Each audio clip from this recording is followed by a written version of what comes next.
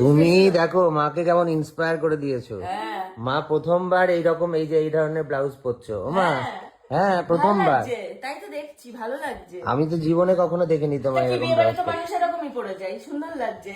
এটা হচ্ছে মার মানে নতুন বানিয়েছে, শাড়িটার সাথে ব্লাউজের পিসটা এরকমই ছিল, দুটো ছিল না ওর সাথে, দুটো দু রকম ব্লাউজ আছে, একটা এরকম পিস আছে, একটা আরেক রকম পিস।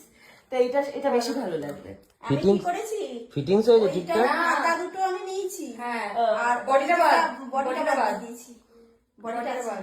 মানে পিঠের দিকে একটা কাজ ছিল নাকি? হ্যাঁ এটা কোট নেক কাটিং করা ছিল। কই দেখি মা, ঘোরো পিছনে ঘোরো। বাবা তুমিও তো আবার লটকন লাগিয়েছো দেখছি। হ্যাঁ এই তো প্রথমবার আমি তো তোমাকে দেখছি এরকম পরতে। তা কি পড়বে না, তা কি করবে? এ কি শাশুড়ি হয়েছে বলে সে কি যায় পড়বে না নাকি? পরে যাওয়া যাবে তো? হ্যাঁ পরে যাবে। আরে মা কোনো সময় এরকম সাজে না, মানে এরকম ব্লাউজ পরে না বা এরকম ভাবে শাড়ি পরে না। তো এখন বলছে যে তোমার সাথে যাবো, একটু সেজে গুজে যাই, তাই জন্য তো অবশ্যই সাজবে।